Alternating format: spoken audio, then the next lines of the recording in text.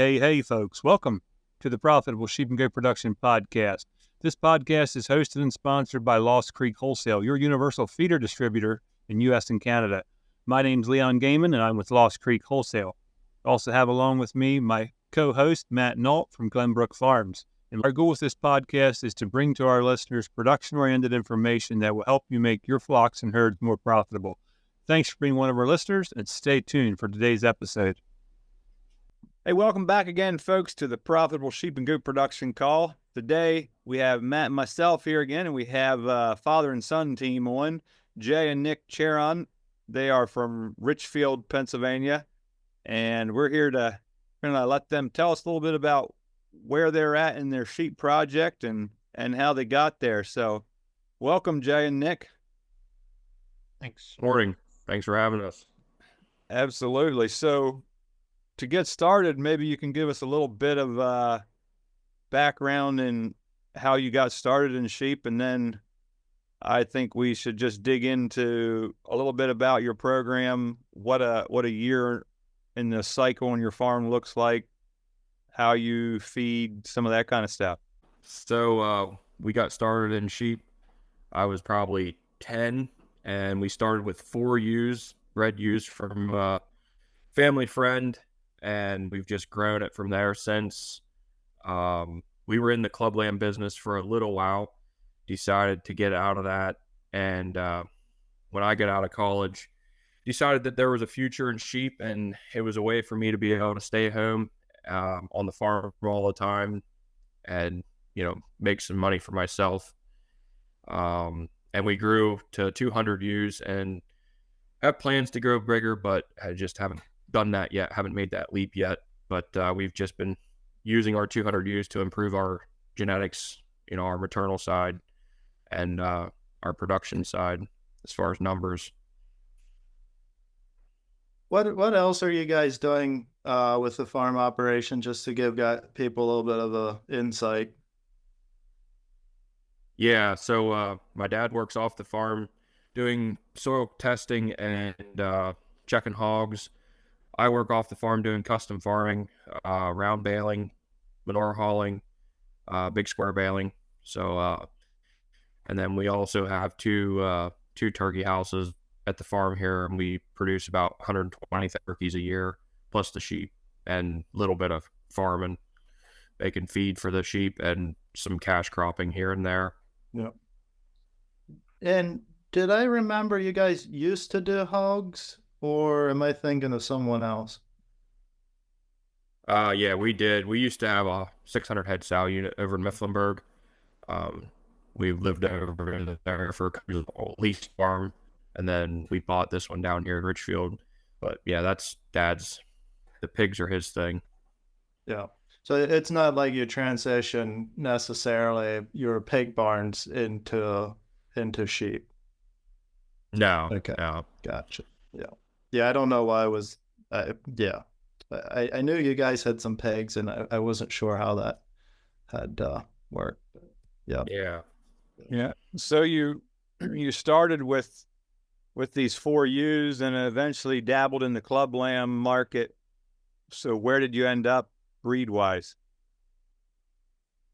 We are running pretty much a Dorset, PolyPay, and Rideau Arcott flock right now. Slowly phasing the Dorsets out and trying to run a more PolyPay Rideau flock.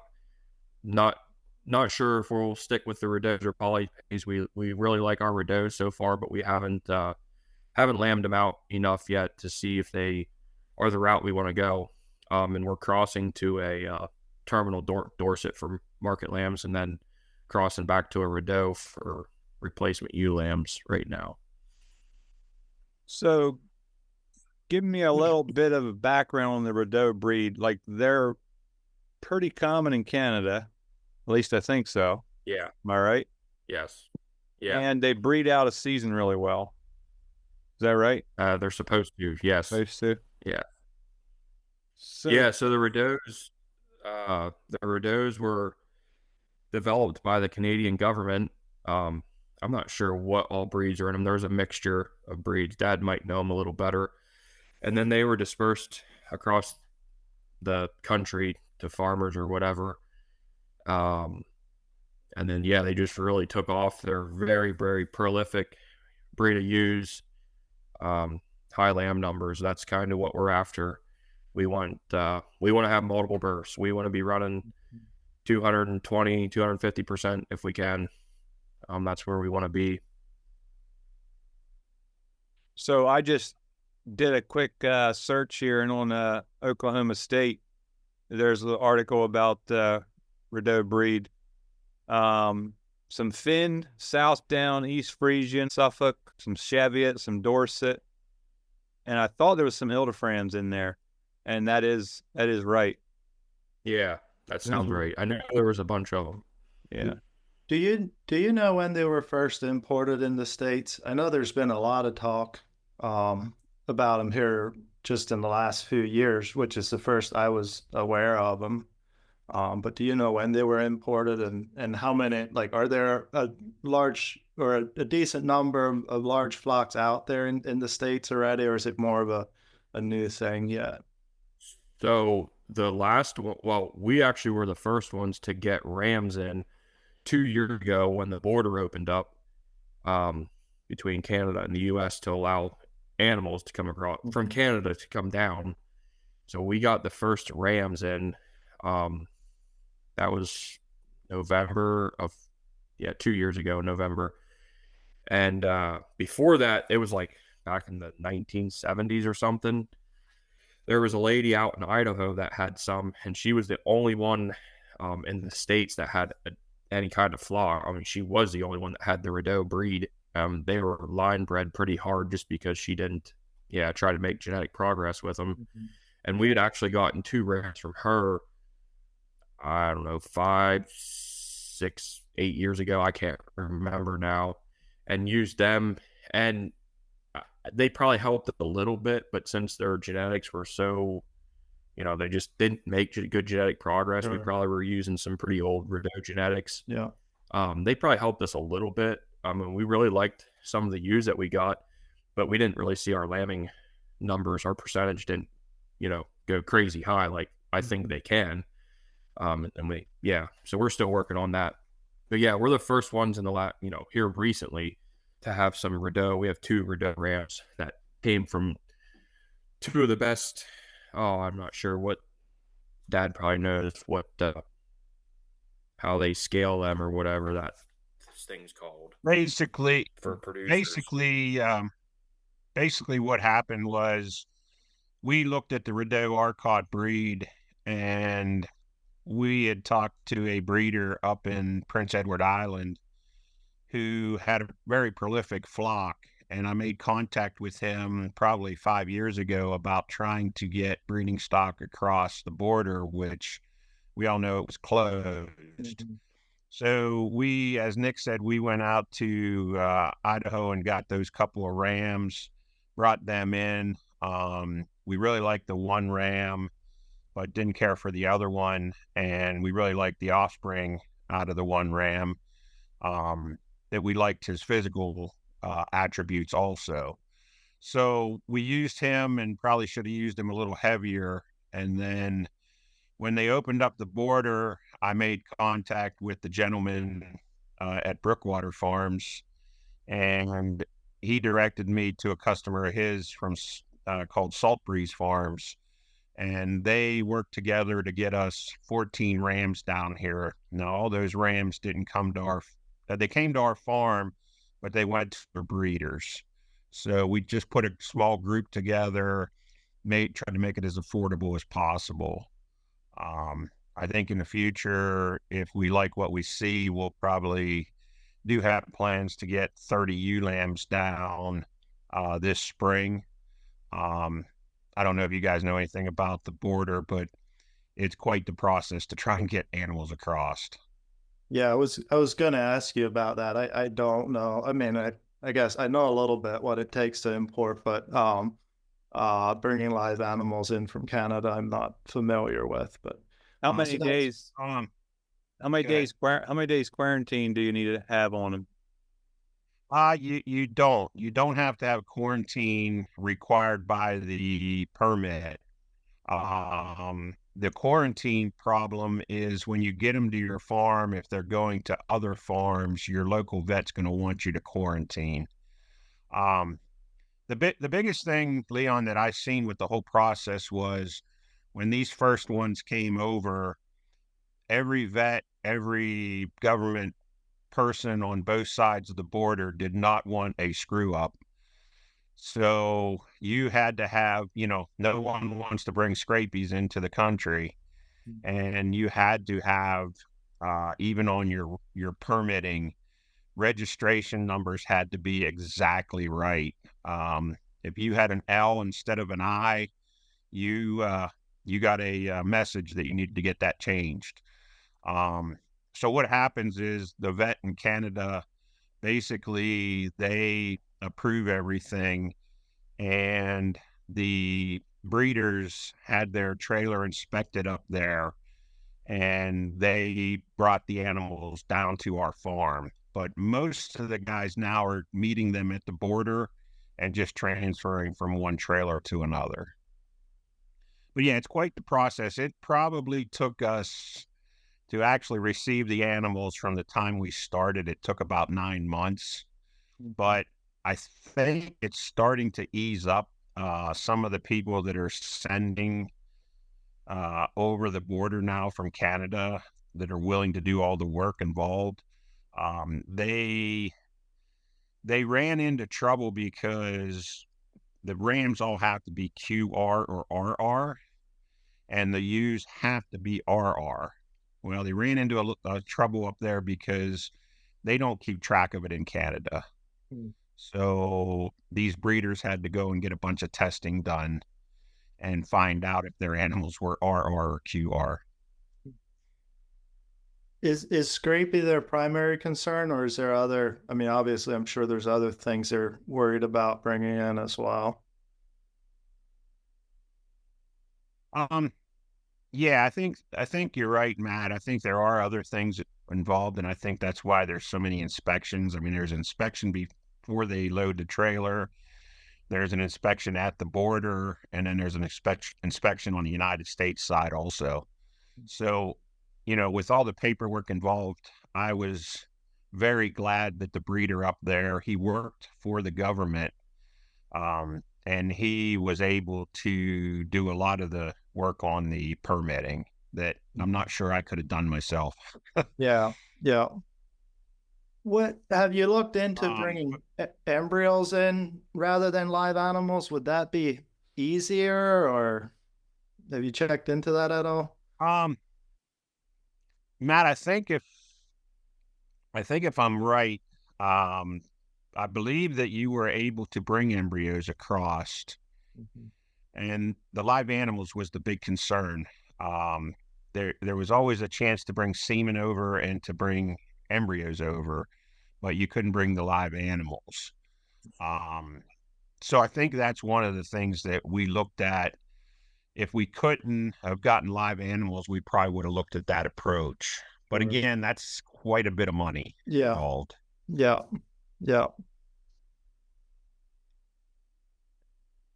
No, I think that breed is definitely interesting and seems to hold quite a bit of potential. I think one reason I think to me that breed looks appealing is because there's a lot of sheep or genetics being imported, like from UK and Australia and New Zealand. But if you look how Canada raises their sheep, it's closer to how we're raising them, at least in this area. Like more of confinement operations. We need high percentage of lambing. If you're buying in sheep from genetics from New Zealand or Australia especially, they won to like 150% lamb crop. That doesn't pay the bills for most of us guys anyway. So yeah, I think it'd be interesting to see how that breed does for you guys, for sure. I think probably to sum up the difference in the breed is we struggled with PolyPay finding that smaller, more compact animal that's maybe a little bit better on feed efficiency. And the Rideau ewes are usually around 150 to 165 pounds for mature weight. And they're just a lower based animal. They're not as tall. I think the one thing that we found with them is they carry a little bit more muscling. So, Matt, you probably know this. I'm not sure about Leon, but we sell our lambs to KLT, and they're looking for a white-faced lamb that looks as much like a Dorset as you can get. So that's kind of why we have tried to implement the Rideaus in.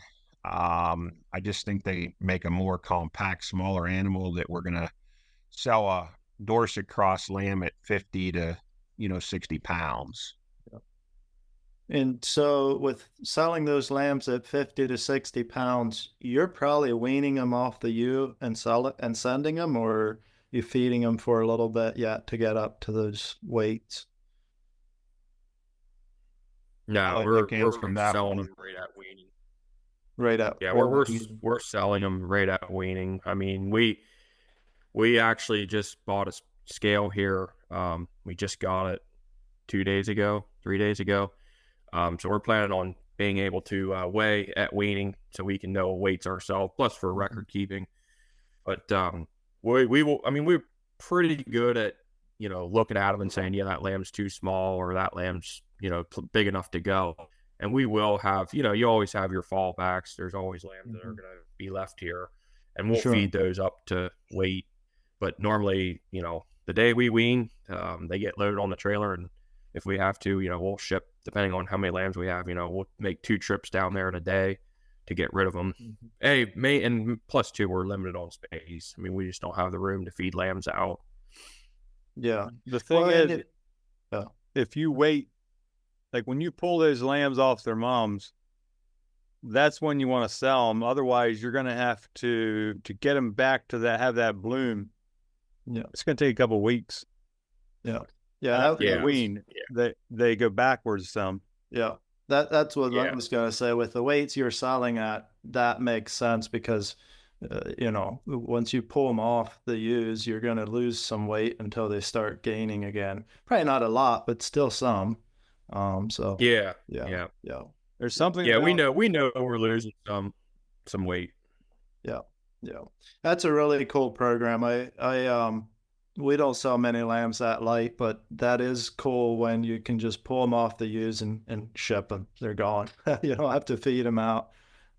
They do not eat near as much feed that way. I mean, yeah, we have creep feed involved, but we don't get near the feed cost into feeding them out, just because they are at the weight we want them at weaning. Yeah. Almost, most of your feed costs would go into the ewes. How about you tell us a little more about your program? I know you're doing accelerated lambing. What's your program look like? We're running, right around 200 brood ewes, and we have Group A and Group B. For simple terms here. Yeah. Group A will lamb twice in 1 year, while Group B lambs once.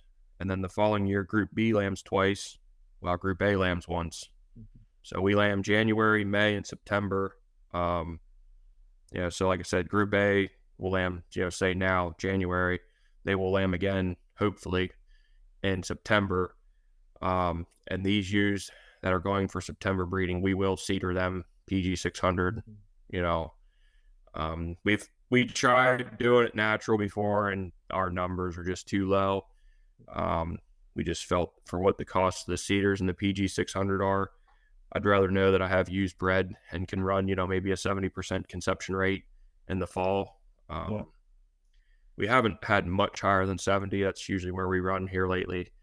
Maybe it'll get better. I mean, with newer genetics, but and then so the spring lambing, which is our May lambing, that's the lambing that those lambs are not near as profitable for us, so we would keep our ewe lambs out of that group. We'll breed our maternal sires, and that's when we keep all of our ewe lambs out of that group, and works out pretty well. We don't get paid as much for our market lambs that time of year, so we might as well keep our ewe lambs out of that group. And our January lambs and our September lambs, we make the most money off of them, so we'll sell, everything gets sold that way.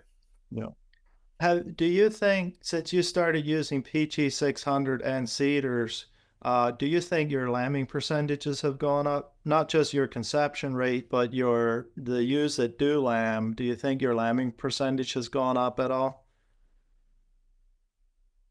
Yeah, I mean, I would say in the fall, it definitely helps us in the fall, just because it is an out of season breeding, and you have to remember, we are not a pure Rideau flock yet. We still have a lot of Dorset and PolyPay ewes in there.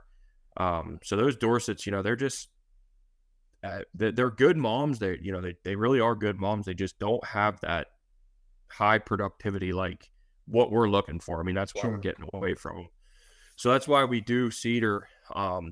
And we only ever cedred one other time for an in-season breeding, and it was almost a little bit of a, I don't remember exactly how it all went, but we're like, this is kind of, it didn't really, I think we were trying to make our lambing interval shorter and have a, quicker turnaround on that group, and it didn't really do that for us. And I said to Dad, we have good success putting our lambs in naturally, for our January and May lambing. Let's just keep doing that. It's working for us. Let's not quit. So and plus, you get a lot of ewes lambing in a short amount of time. And if you're not prepared for that, especially in the wintertime, it can be for a lot of long nights.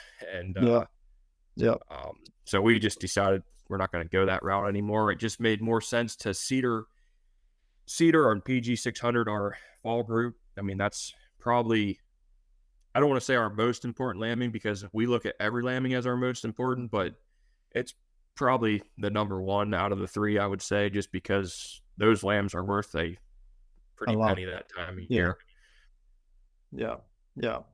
And it's also the hardest lambing to get, Yeah, exactly. In terms of getting them bred. But the reason I ask on that was we used to do natural breeding on our Katahdin ewes as well. And we had varying degrees of success with it. Some years was pretty good. I think I had as high as like 70% with natural breeding, and some years it was just a flop. But what I really saw that changed when we went to cedars is, so with our Katahdin ewes in the winter, springtime, we would expect maybe around a 200% lamb crop. In the fall, we were getting around 150% lamb crop.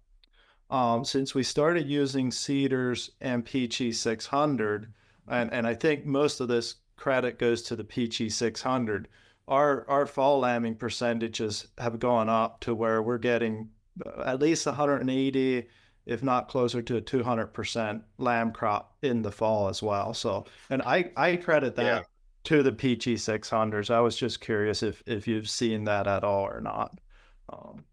Yeah, I mean, I'm not going to say it's been a hindrance to us. I think it has helped, but another thing to keep in mind is we do not flush anything. I mean, our system is a very low labor. These ewes do not see grain other than lactation. That's it. They, and ewe lambs, we do grain our ewe lambs to a certain age, but there's people talk about flushing and all that stuff, and that's great if you can do it. I mean, in our system, we don't have the space and we don't have the time. We're using the lick feeder. That's our ewes. That's the only time they see grain during lactation, and we actually look to try and put weight on our ewes during lactation, because they're getting weaned and they get a 7 to 10 day break, and hey, the ram's back in with them. So we don't flush. So I can't sit here and say that PG600, it hasn't helped us. I think it probably has a little bit, but it hasn't been a hindrance to us either. So I can't say that we've had the success rate that maybe you've seen in your own personal experiences with it. Sure. Yeah. Yeah. Yeah. And with a 8-month program, which is what you're on, you're lambing every 8 months roughly. Because my Yeah. program's pretty much identical to what you guys are doing, as far as lambing schedule. You don't really get a chance to flush those ewes. You want to maintain body condition on them Yeah. through lactation. I mean, because you wean those lambs off and you're breeding those ewes right back. In pretty short time. So, yeah. So Yeah. that's probably one of the struggles that I don't know, Matt. Sure, or I'm not sure exactly how your schedule is, but that's probably one of the issues with doing the accelerated lambing is you wean those lambs at roughly 60 to 65 days, and you're trying to dry those ewes off. So we start 2 weeks before we wean. We start lowering the ration and take the grain away. So if you don't, we all know what happens. You have udder issues. If you don't dry those ewes up some, and then pretty much coming right back, and you are, I think this year we'll be weaning on this group here will be weaning on March 26th. And of course, the ewes will be bred back starting April 7th. And what we do there is we do groups of 20 or 25. We put Cidrs in every 5 days and pull them so that they're 5 days apart. Gives our rams a little bit of a break between groups. So if we have 100 ewes to expose for April lambing, we'll have 4 groups of ewes. And that seems to have worked pretty well for us. That way we only have to keep 5 or 6 rams around instead of 20. Yeah. Yeah. And it's probably the thing that I think the PG600 has helped us for the fall lambing. I don't know, Matt, what you think. I don't know if it helps so much with the conception rate, but I think it definitely helps with numbers. Yeah. I think our September weaning this year, we had 17 lambs on the milk machine, and out of those, only 2 weren't triplets. There was 2 that ewes had udder issues, and we had to pull one off and put it on the machine. So I definitely think it helped our numbers. Yeah. Yeah. No, that's what I was getting at. That's where I think it's really helped us. I don't know on the conception rate, although from talking with some other people, I do think it helps us getting ewes bred too. But it definitely upped the number of lambs that were being born, because since we started with the whole program, but PG600 included, we're definitely seeing more triplets in the fall, and we're even seeing some quads in the fall. Before that, we'd occasionally see triplets in the fall, but not as many. So I think it definitely upped our numbers born. Definitely. I feel like I need to see the results from using PG600 a couple more years yet, but I think it is going to give us a more consistent. It used to be that when we tried to breed in the fall, there wasn't a rhyme or reason to it. Sometimes it didn't seem. You're saying trying to breed in the spring. Breeding in the spring for fall. There was years that I would do everything I thought the same, and we would have no lambs at all. And then the next year we would do decent. And I mean, Matt and I talked about this before. There was years that we thought we both did everything identical pretty much, and Matt would have super good results and I would have none. And that was all without PG600 or Cidrs. Yeah. And my idea kind of with doing the natural breeding was, well, we want to select for the ewes that do it naturally, but our results were so scattered. It's like, how do you even start selecting? And that's where we went to the Cidr and PG600 program. It just seems the results are a lot more consistent. And at the end of the day, we got to make money on this somehow. Yeah. I think if you were electing genetics based off of, you wanted to select ewes that naturally breed out of season, you'll be waiting a long time to get those, start to build off of it. Yeah. I do think there's a inheritability correlation to it. Hey, that's a nice mug. It is. I think there's a correlation, but maybe we don't have know like how or what the percentage of that is, like how inheritable it is. Yeah, and I don't think we'll ever, on the commercial side of it, I don't think we'll ever go away from using PG600 and Cidrs in the fall, or something to synchronize them. I don't see that happening. So where I'm at now is I'm going to do that and get consistent results, and then start selecting for those ewes that are giving me the consistent results in the program that I'm using.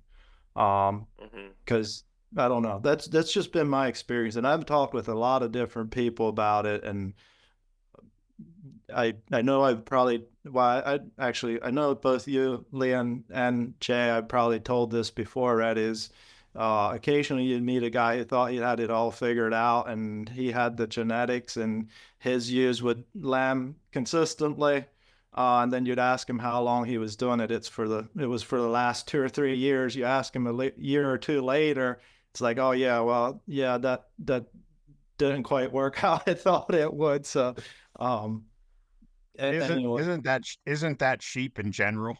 Yeah. Just when you think you have something figured out, that they change the game on you. So yeah. Hey, it'd be boring otherwise.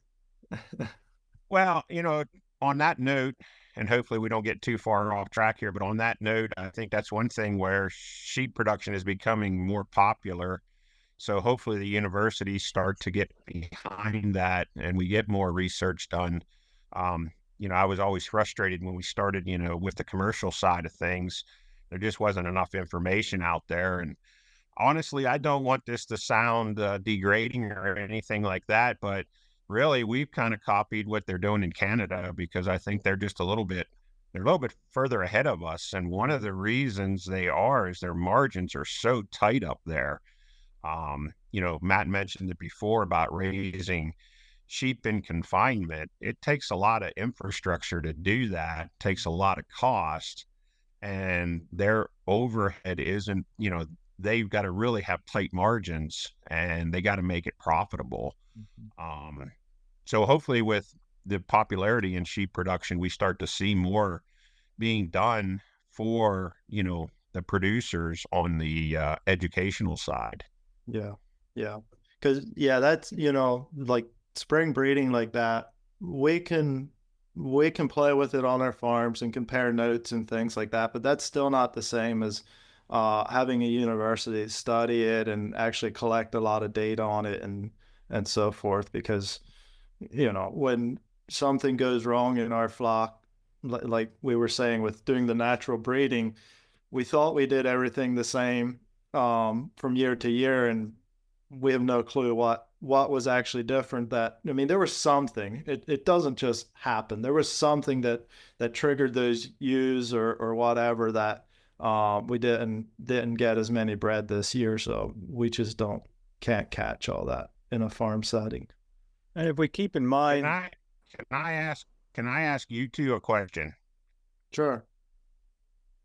What do you guys see as far as if you're looking at breeding stock for your own operations? And I know, Matt, you raise a couple of different breeds, but I think one thing where we struggled was trying to find breeding stock that fits the system that the way we want to manage.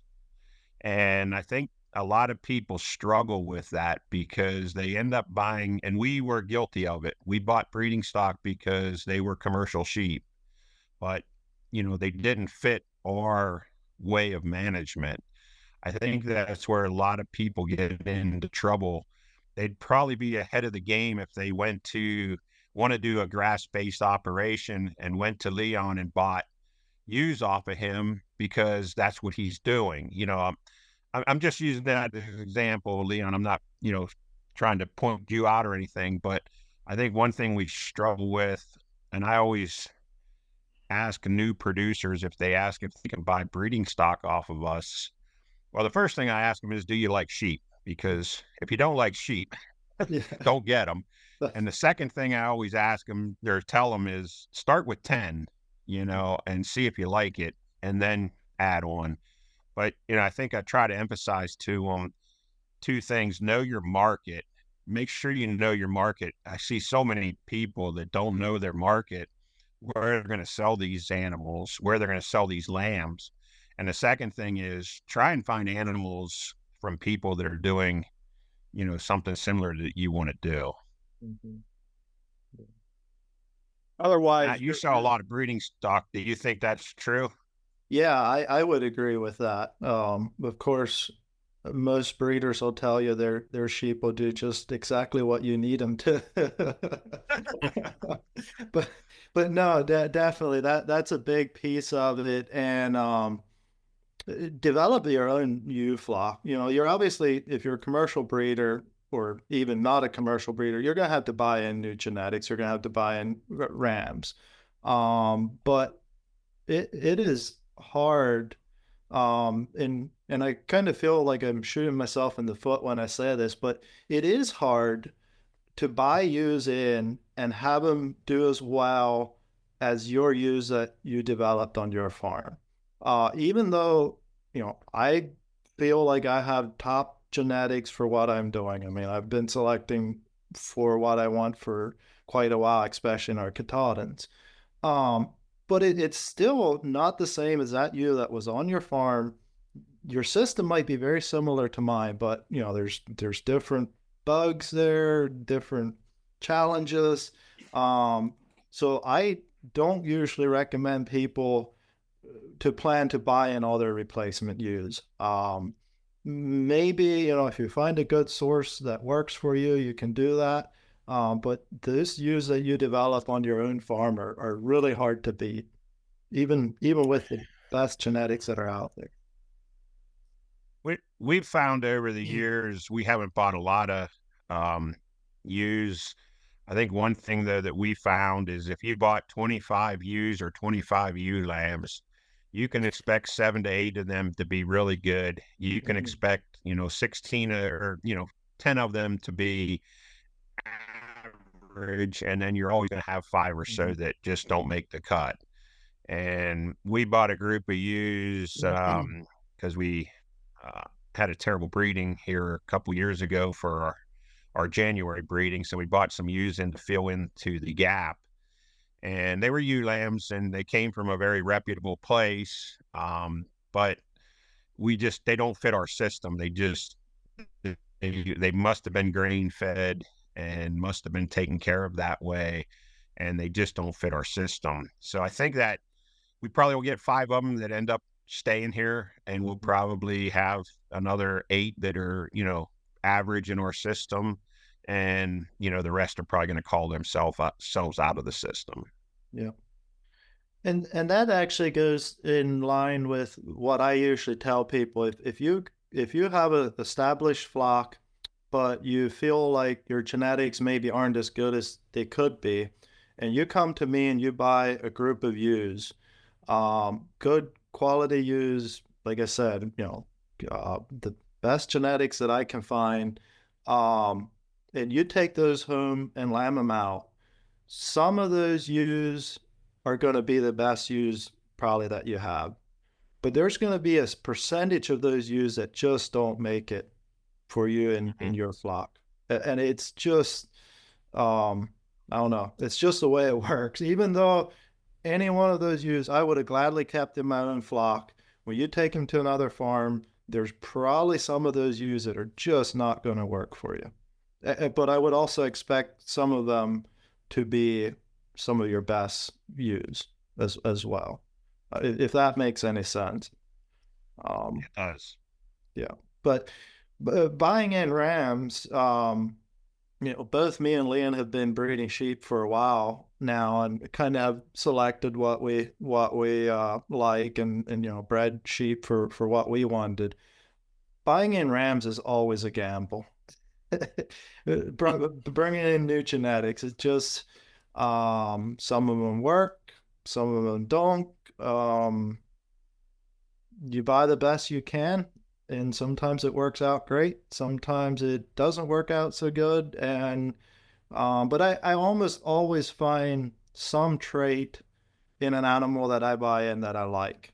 So like that ram might not last real long on our farm, but his offspring, it's we can tease something out of those lines we like. But yeah, buying in rams once you have a good breeding program going, it's difficult because they're not your rams. And that new ram better pretty much check all the boxes on what you are looking for. Yeah.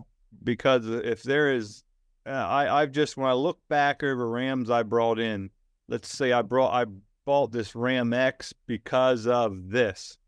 Yeah. Well, the boxes that he didn't check, they will haunt you for a long time. Yeah.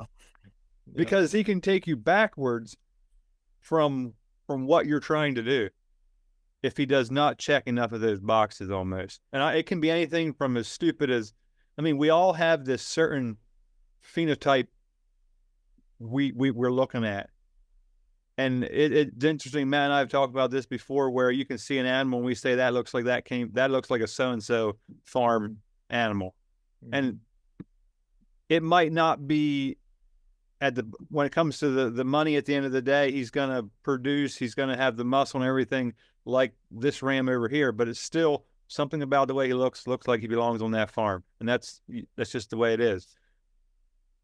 But if there's enough of those boxes aren't checked, and he throws these lambs that have this, I'm just going to say, this weird look to them that you can't hack. Well, you bought him, and now you got dollars out of him, and it'll stick around for a while. This conversation brings up another question I would have, especially for you, Jay, partially because you were in the hog business as well. Is this part of our struggle in the States with sheep production? Is every one of us has kind of a different program, different breeds. We have so many different markets. It's hard to find a large group of breeders that are kind of breeding for the same thing, like in the hog industry. I mean, obviously there's different parts of the hog industry, but the main commercial hog industry is very focused on what they're trying to produce. Do you see that as part of our struggles with sheep? Well, many people aren't going to like my answer, but I've said this for a few years now.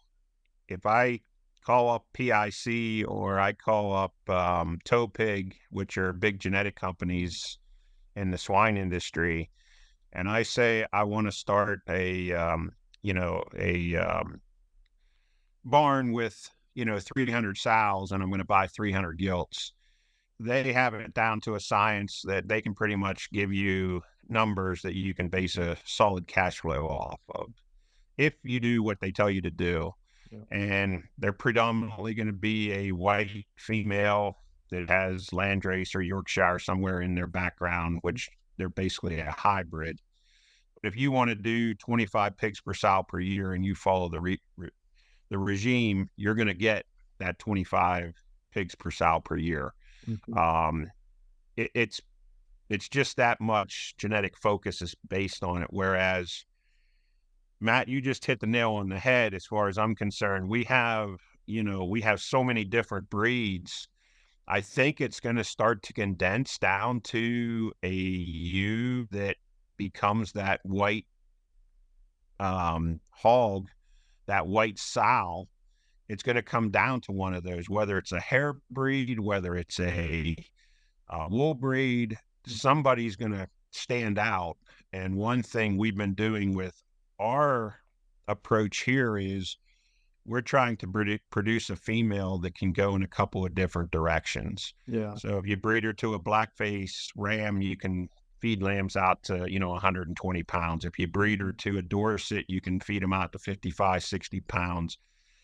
I don't know where the industry's headed, but I think right now I look back and it reminds me of been in the hog business 35 years, and it just reminds me right now the sheep industry looks like it was 30 years ago in the hog industry, where you had a bunch of different integrators, you had a bunch of different types of genetics, you had, so many small farms producing a product. And I think, I hate to say it this way, but eventually the guys that can do it the most efficient are going to be the ones that come to the, cream of the crop. And it probably will be way after my time, and maybe even after you guys' time, because it does take a while. So, yeah, I think in comparison for me, as far as the hog industry, what we're looking at, it's hard for me to let a female sit without doing something, Yeah. She either has to be bred or she has to be having lambs on her. And I think it's the same thing with the hogs. We constantly rebreed those back, 21 days after they farrow. And she's expected to get bred back, and she's expected to have 2.5 litters per year. So I'm expecting my ewes to do something similar. Yeah. I was thinking part of our challenge is our market is so varied. Like, you have guys like you that are selling a 50 to 60 pound lamb, and then you have the fat sheep market, like the what's the word I'm looking for? The packer market, or the supermarket lambs, where they want them up like 150 to 160 pounds. And we have everything in between there too. That they want for the ethnic market wants for certain holidays and so forth.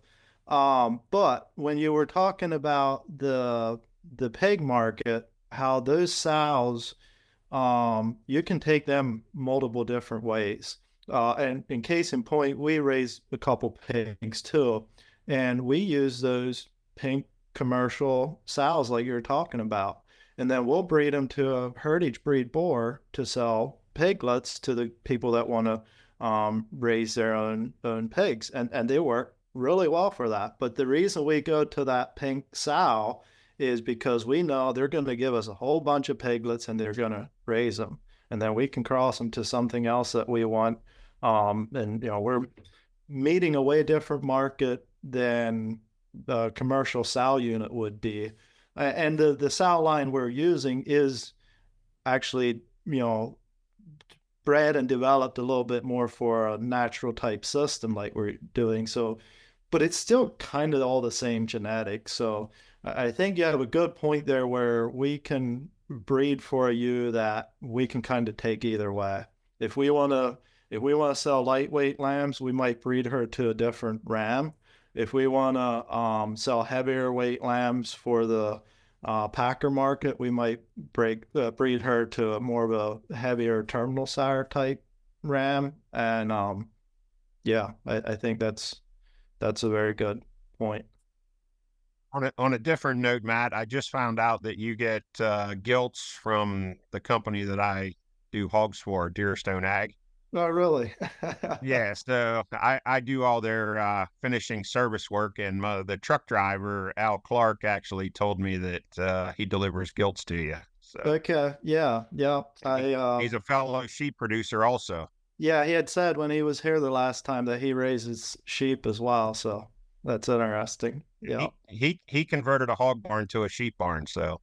Okay. Yeah. Is that like what type of hog barn did he convert? Was it like, is it on He had an actual shallow pit barn that we used for years to raise gilts in, and he took out the slats and actually is raising the sheep down on the floor of the slats. So I think his pit was like 3 or 4 foot deep, and he took out the walls, the rooms, took out everything, pretty much gutted the center of it, and he's raising them. He mainly just lambs in there. Okay. He kind of is a hybrid system where he's confinement, but he also pastures his sheep quite a bit too. Sure. Yeah. How's he feeding in there then? This is maybe getting off topic, but we'll get to what you guys are feeding next. But I'm always intrigued with Yeah, it's kind of a neat system. He's hand feeding everything, and then he has a bale unroller that he's using. So he's using the pretty much the Premier style feeder. Hmm. And his jugs sit in the center of the barn, so he hand feeds all of them. The one unique thing he's doing, which we have we have tried and we're trying to figure out a good way to do it, is his user all using nipple waters to drink off of, that are in the jugs, and also the ones getting ready to lamb are drinking out of it.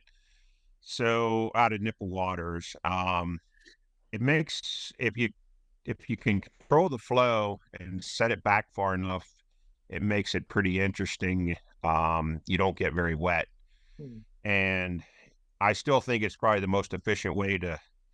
I mean, you guys probably know just as well as we do. Nobody likes to clean out waters, Sure. and sheep have a way of making them messy, and birds can even do more damage. So Yeah. nipple water is a good way to, give water to sheep.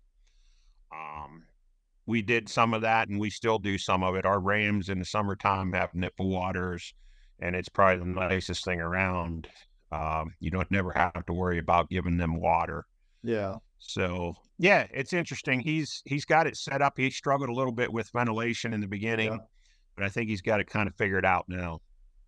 The reason I ask is there's a guy, and Leon, you might know who I'm talking about. I think he had talked at the KHSI Expo a couple years ago, but he's out in Ohio, I think, and he converted turkey barns into sheep facilities, and he's feeding his ewes in those turkey barns on a pelletized feed, no roughage.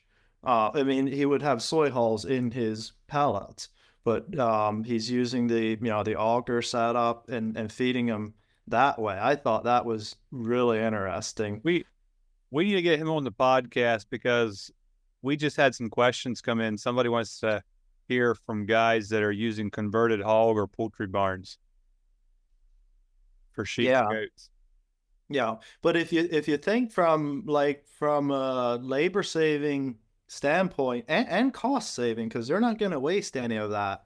I don't know. It's an interesting concept that at the very least, to not have to feed any hay. Take some bedding, that's for sure. But yeah, I'm sure. I'm sure. We've actually, one thought process I had when we are looking to expand. I think one thing I like about the lick feeders is we can feed grain. Eventually we're going to run out of, ground. I mean, I'm not saying next week or whatever to raise forage, but we're going to run out of ground. And right now, any operation is limited by the amount of feed they can produce. So we need to find a way to feed the concentrates to these ewes and, make it work. I said all along when I first found out about lick feeders, we were one of the first ones in the area to get them, to get one. I'm sorry. I think that's just another avenue for us to have to buy $4 to $5 corn, use that as some of your energy for your sheep, and you don't need as much forage then. Yeah. So how are you guys feeding now? I'll let Nick handle that. So we feed forage right now. Wheat and ryegrass mix. We've done triticale before, baleage, chopped, bagged, whatever. And we just feed it right in front of them, take it out of the bag. This past spring, we did an 8x250 bag of wheat ryegrass mix, and we just dump feed right in front of them. They have full feed, basically. We still feed some baleage, too. The one barn we have is set up to feed with bale feeders. But our newest building that we had built the other year, that's all fence line feeding across the front. So that's, we just dump feed right in front of them. Are you doing that in like a TMR ration, like mixing other stuff in, or just feeding like some wheat? Just straight haylage right to them. Yeah. Yeah. So we have what we call our lactation pen, which is a 40 by 100 pen, and that's where we have our lick feeder at. We have two bins outside of our barn, 2 9-ton feed bins outside, hooked up on tandem with an auger. One we have oats in, and then the other one we have corn in. And once we're done lambing, we'll run all those ewes into their lactation pen, and we'll start them on oats and run them on oats for, I don't know, 7 days or something. And then we'll switch them over to corn, slowly start switching corn, mixing corn in with it. Usually run the bins so both open at the same time for 5 days, and then eventually we'll shut the oats off and go to straight corn. And those girls will be on corn and or lactation pens, I should say. They'll be on corn and on this group in particular. We're going to try our wheatledge. We kind of quit growing alfalfa, and not sure if it helped us or not. I mean, we think we're going to go back to, we were feeding alfalfa baleage for the longest time during lactation. Yeah. We just kind of got away from it because I got tired of going out there, and it's the middle of July and you haven't had rain in like 4 weeks, and you guys like, well, my alfalfa needs mowed, and you mow it, it's like lawn clippings, and to do it right, if you want to actually have good quality alfalfa, you need to be mowing it every 28 days, and just kind of got to be a pain. And we thought, well, hey, all these other dairies around here are getting away from it, maybe we can get away from it too. But I think the key is dairies are mixing TMR and we're not.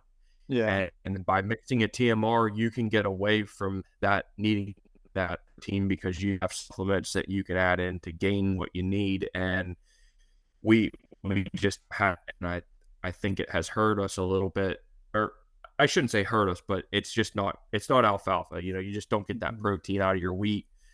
And some guys do, but we're not those guys. We just can't seem to get that crazy high, 18-20% protein levels on a wheat ryegrass mix.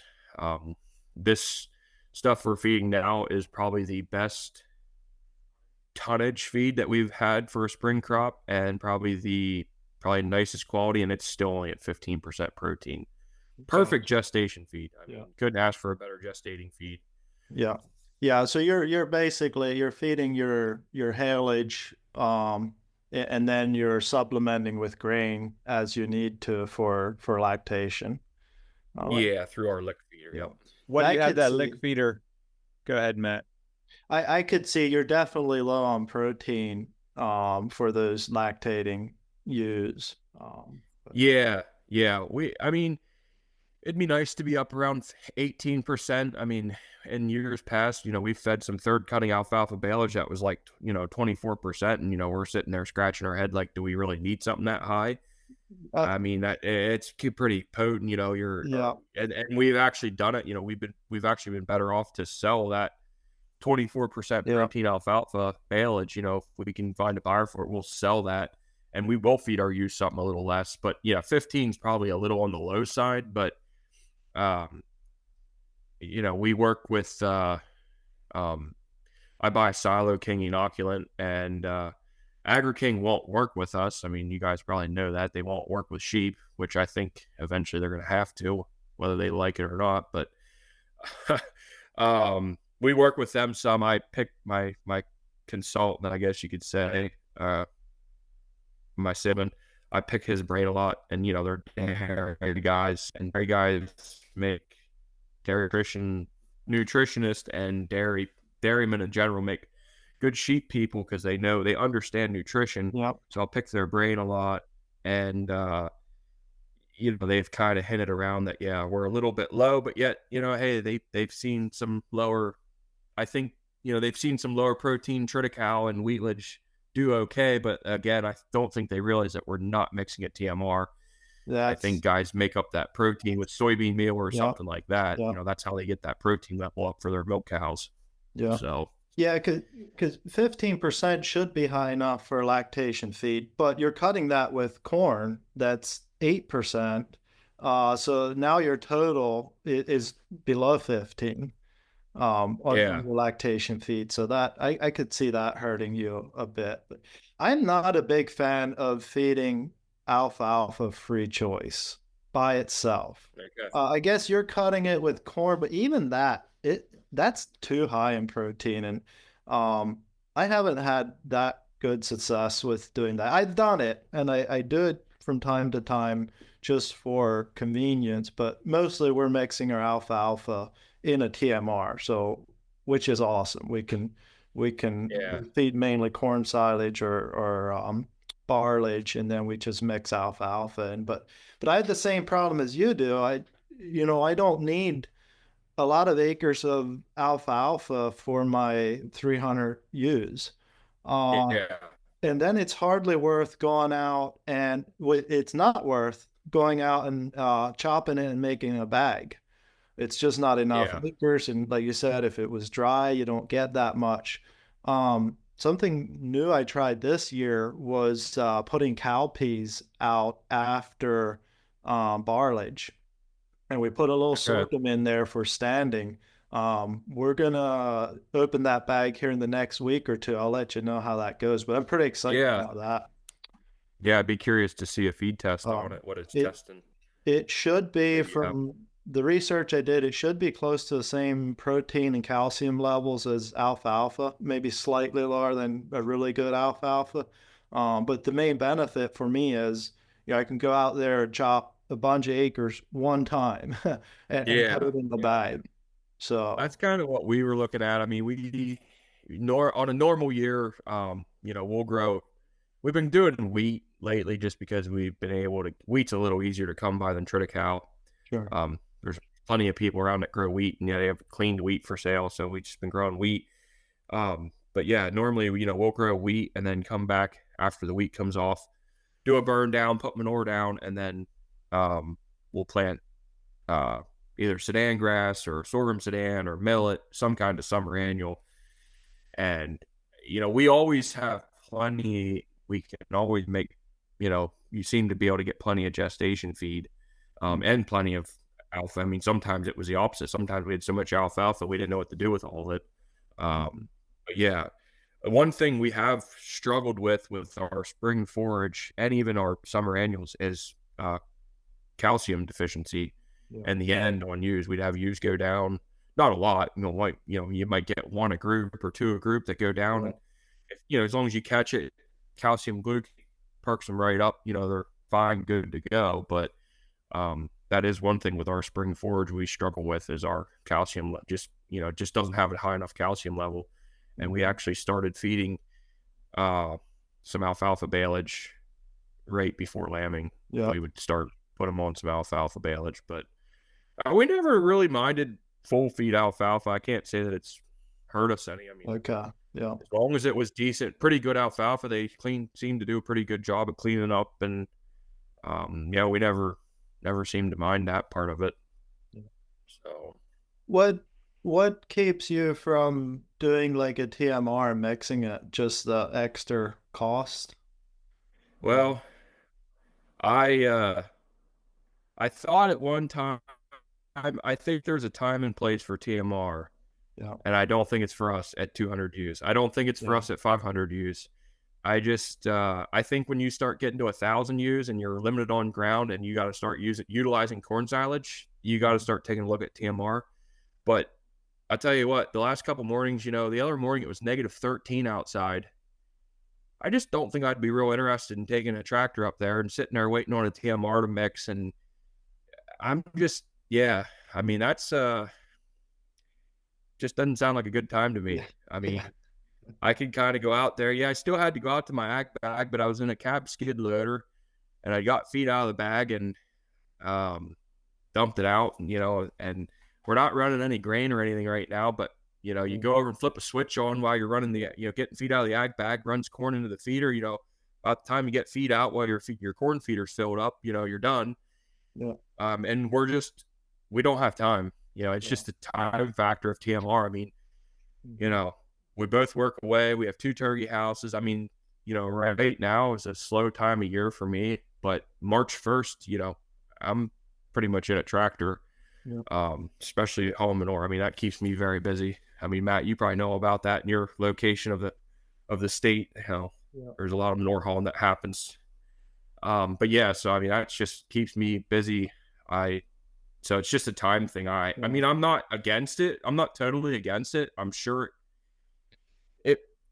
I just don't know for our operation if the pros outweigh if the benefits outweigh the time. Probably not. At 200 ewes, probably not. Yeah. Kind of forgot. I mean, you're on the verge where I would say, if it depends what setup a person has, you might be worth it, but under that, you're not even worth considering it. But yeah, that's kind of what we're thinking. We talked about it, and I know in Canada, I mean, guys even smaller than us run TMR. I mean, they seem to really like their TMR for up there for whatever reason. I just not sure it's for us right now. Yeah. I mean, I haven't been around it enough. I mean, maybe if I had worked on a dairy farm or something and been around TMR, maybe it's not as bad as I think. But when I sit there and think about the time spent going out, loading a mixer and driving to the, this part, that part, I can put haylage out. And I mean, I put haylage out, for instance, I put haylage out last night, and I don't know how many pounds I put out, but I put enough out that I won't have to get haylage back out of the bag again for like another day and a half. Yeah. I can just push it up, either take the skid loader and push it up, or, pitchfork it up by hand, or, whatever. It's probably not the ideal thing to do for feed freshness, but, from a labor savings, it's pretty easy. You just put feed out and it's there, and, push up what feed they haven't ate, and, in another day and a half, I'll do that over again. Whereas, maybe some other people spend quite a bit of time mixing feed every day, and we don't. Yeah. Tell us some more about how are you feeding this wheatlage? What type of feeder are you you're dumping it with a skid loader to where? So we have I basically would call it a NRCS building heifer barn, if you can think of what a open fronted heifer barn would look like. Yep. So we're just dumping it right on the ground in front of them. I mean, that there's pipe in front of it, not headlocked, but just just think of a dairy facility with pipe in the front. There's just pipe spaced out, and we just dump it right in front of them there, and they eat over the curb. And that's pretty much it. There's no bunks, no feeder, no special feeders or anything, just dumping it right on the concrete right now, and that seems to work fine for us. Is your concrete higher than your surface the sheep are standing on? Yeah, so the floor of the sheep, we'll say that's 0 inches. The curb is up 12 inches, so there's a 12-inch curb. And then if you go out to where the feed's sitting, come back down the curb 6 inches. So the feed table is 6 inches lower than the curb, but 6 inches higher than the floor of the sheep. Yeah. And your curb's probably 6 inches wide? It might even be 8 though, because I think they have 8x8s in the front of our barn. Okay. So yeah. But yeah, it's 6 to 8 inches wide. I think it's 8 though. Since you just a couple of things to add to what Nick said. One thing is with TMR, Matt, I don't know if you have this problem, and I don't know if others do, but if you need somebody to feed your sheep, it's pretty easy to get somebody to get a skid loader and go, put feed out in front of them. But if you have to have a TMR mixed, or if Nick's wife has to feed him, or my daughter, or something like that, it's a lot easier just to go get in a skid steer or just push up feed or something like that. So that's one of the reasons we haven't switched to TMR.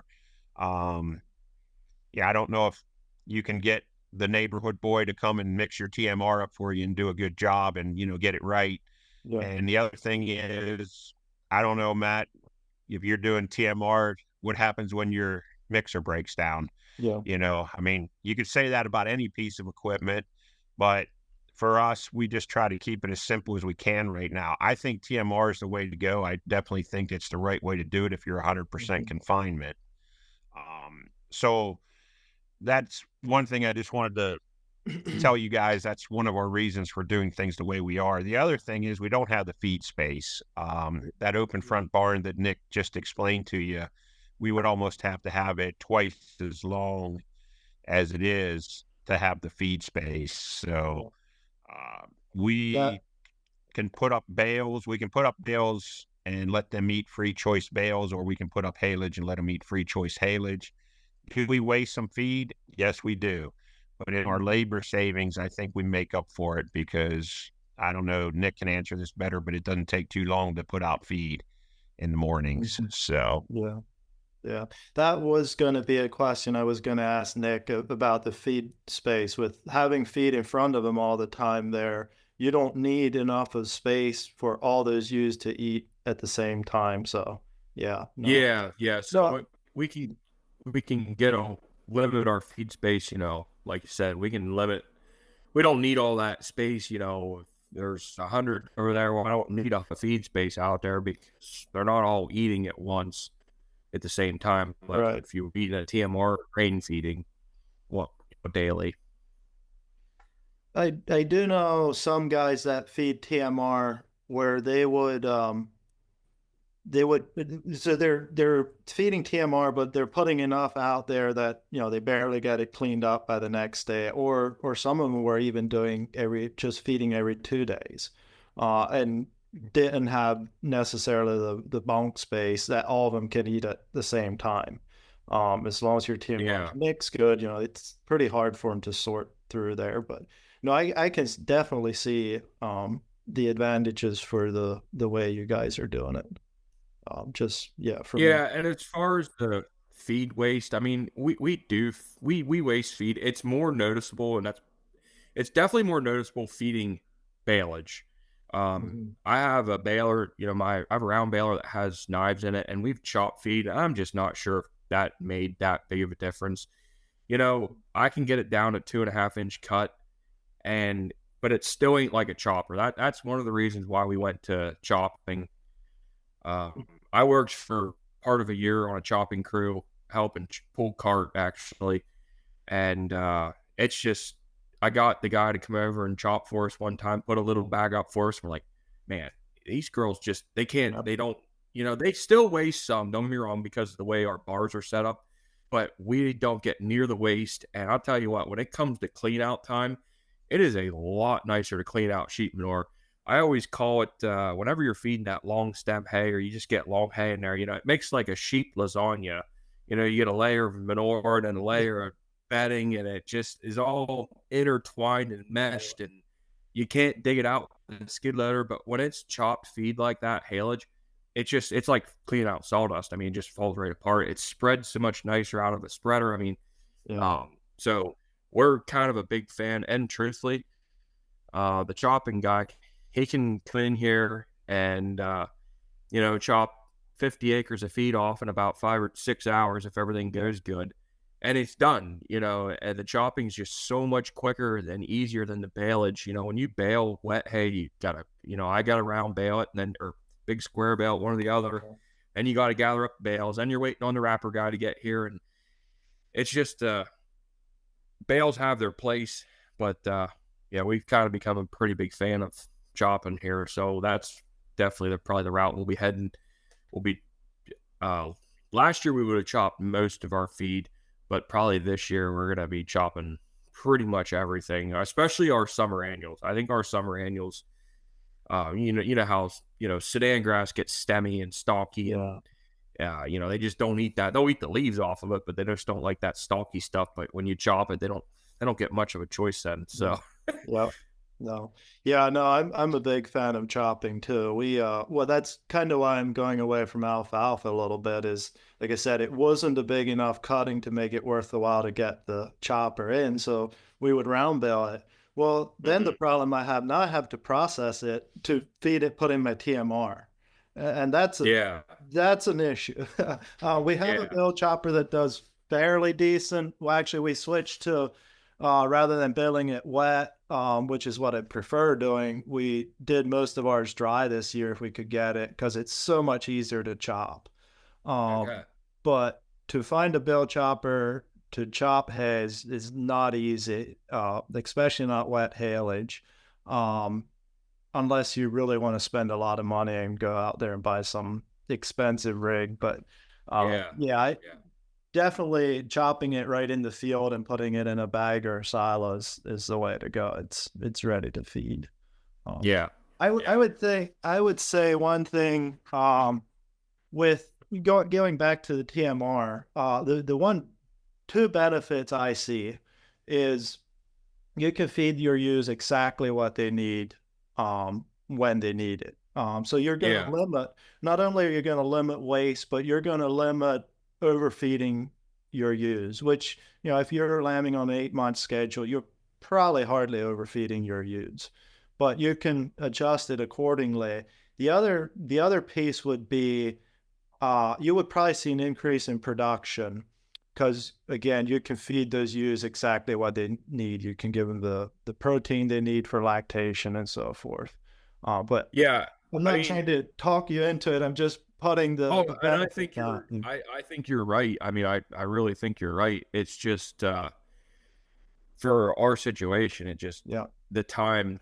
It's the biggest thing. It's just the time factor. I think, if we could figure out a way to, demo a TMR mixer for a month, and we'd be like, hey, it's not as bad as what we think it is, but I don't know. I've been around farms enough. I've been hauling manure, for dairies here and there, and, you see guys out mixing feed, and it's like, it just doesn't look like it's a real quick process to me, but,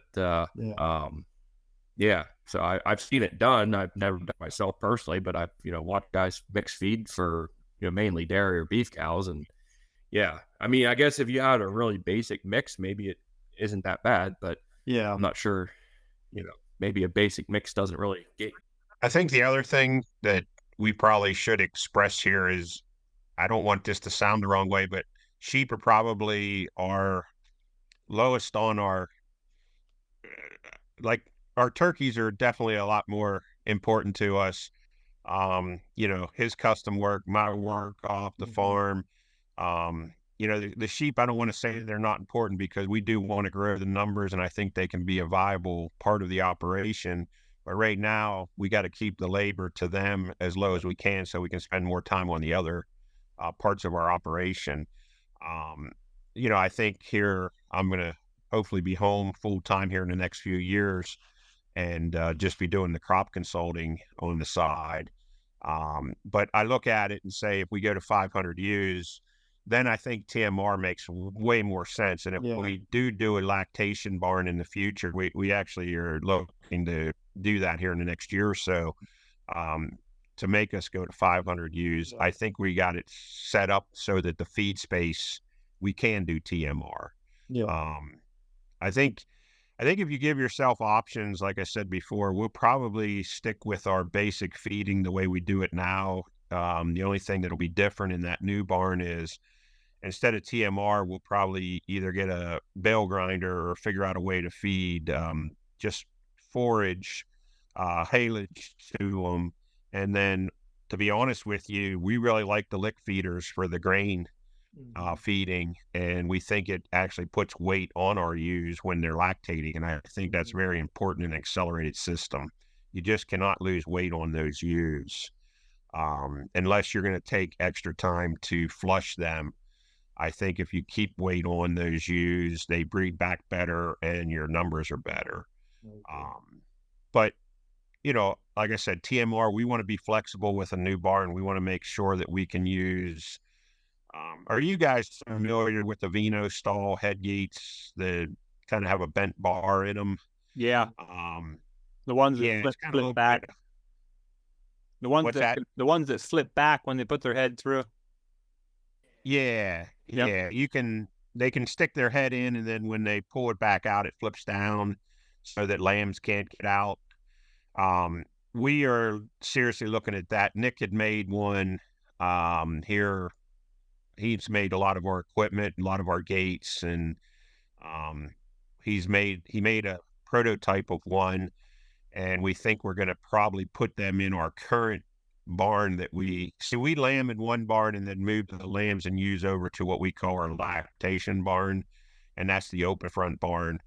Right now, we always have a problem with lambs getting out. I mean, we got something rigged up that keeps them in half decent, but we're thinking about using these stall gates across the front, because they say that when they stick their head in, they have less they don't pull it back with feet in their mouth. It kind of locks them in there until they lift their head up and pull it out.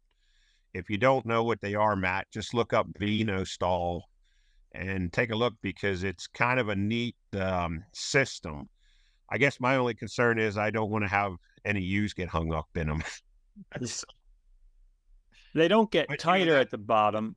I mean, the distance at the bottom stays the same. It's just that if they would fall, or if you get a stupid sheep, it just keeps pulling back.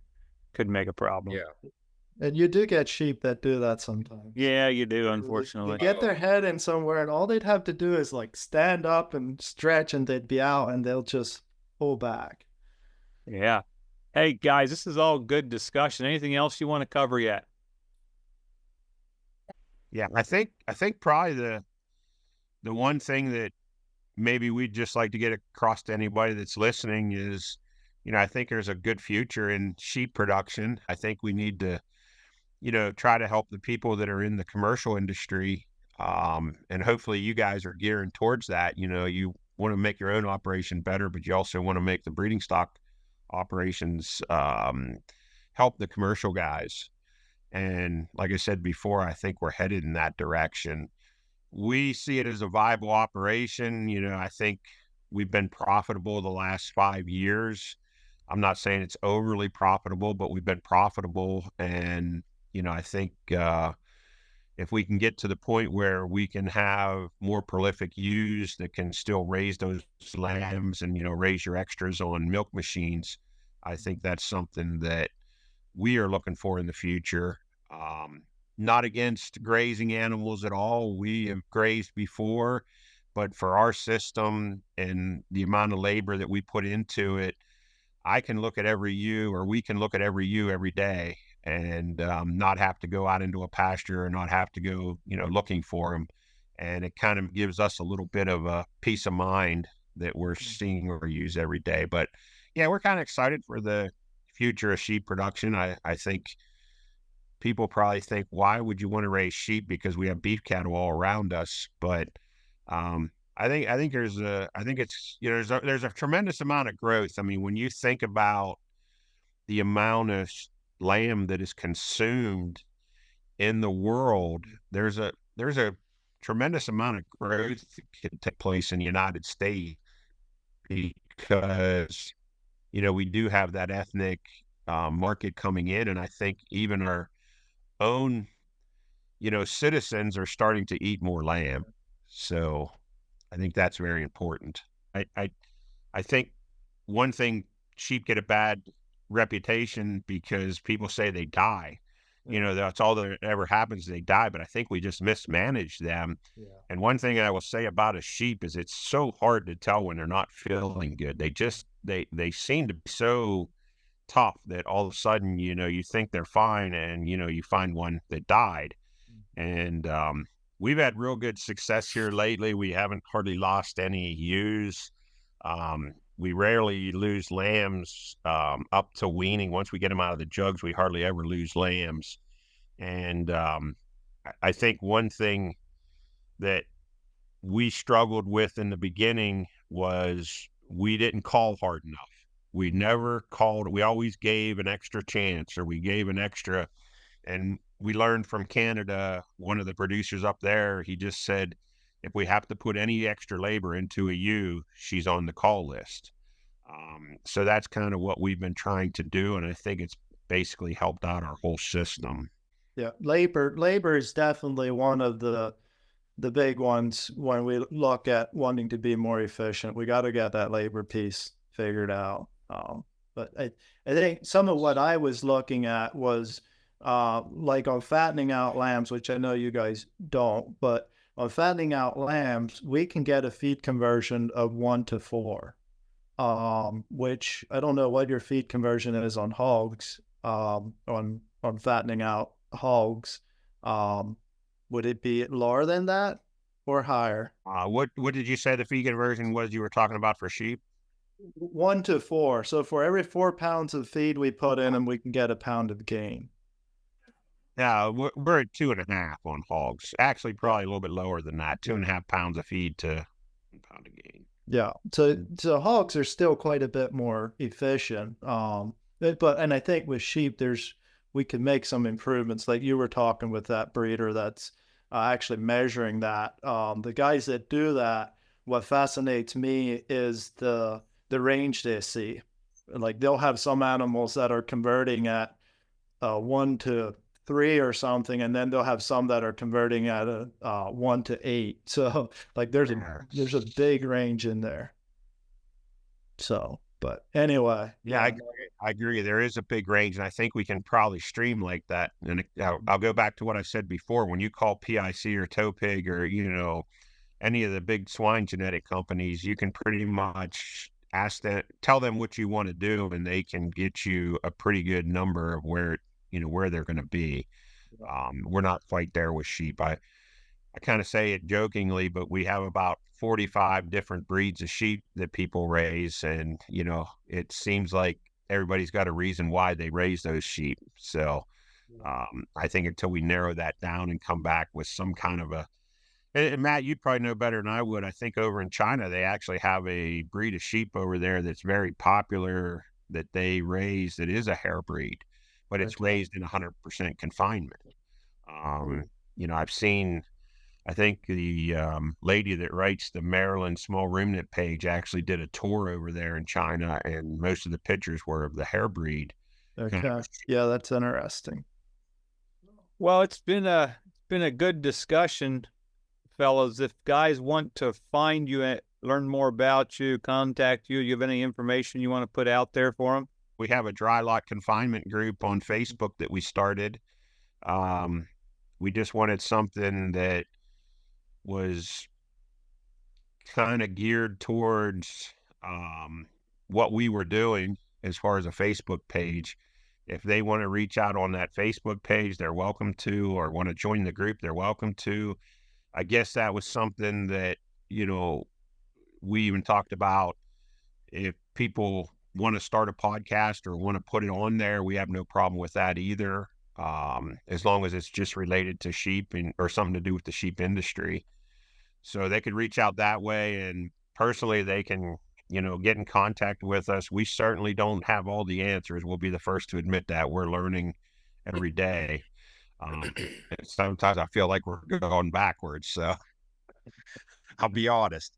But if anybody wants to reach out to us, they can contact us. I don't know if you want me to give contact information, but I mean, they can contact us, either of us through the Facebook page, or, if you guys share emails or something like that, they can email us. That's fine too. Sure. Yeah. And you guys do sell some ewes for breeding stock, or maybe planning to in the future, or no?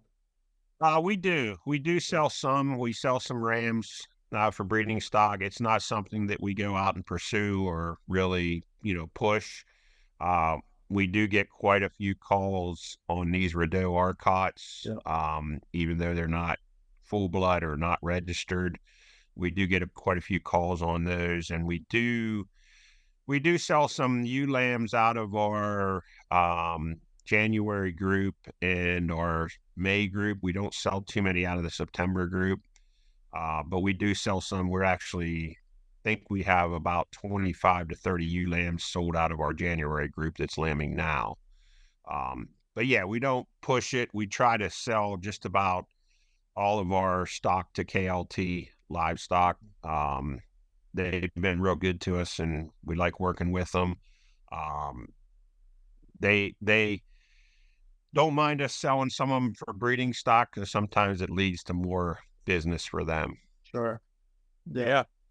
Well, we can link out to your page there in the show notes, and guys can reach you that way. That's fine. If you guys ever, want to do something in the future on a different subject or specific subject, reach out to us, and we'll do our best to try and help people out. And, I listened to some of your podcasts already. I mean, I've listened to a few of them that were of very interest to me. Dan Persons you had on, I listened to that one the other day. But they're kind of nice when you're traveling. I do a lot of traveling on the road, so it's kind of nice to stick a podcast on and listen to it. Yeah, thanks again for coming on. Appreciate it. Yep. Thank you. Hey, folks, thanks again for listening to another episode of the Profitable Sheep and Goat Production Podcast. I believe this is the longest episode we've ever released. Sometimes we have split up our episodes when they got long, but we're going to just release this one all in one piece. And if you folks have any feedback for us, we would appreciate it. Let us know what you like. Would you rather have them split into 2 45-minute episodes, or would you rather have it all in one? It'd be interesting to hear a little feedback on that from you, our listeners. Also, just want to remind folks that Matt has his spring sale and educational day coming up.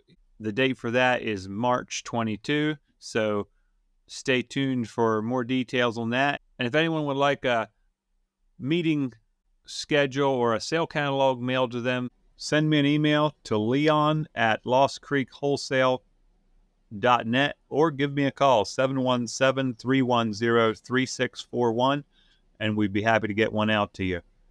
Or you can visit Matt's website, www.glenbrookfarm.online. That's www.glenbrookfarm.online. As we've already said, this podcast is hosted and sponsored by Lost Creek Wholesale, your universal feeder distributor. If you're looking for an option to feed those lambs or kids, looking for hay feeders, hay racks, creep feeders, lambing jugs, spinning trims, tub and alley systems, you name it, we got it. Feel free to check out our website, www.lostcreekwholesalellc.com. Thanks again for listening, and we'll catch up with you next time.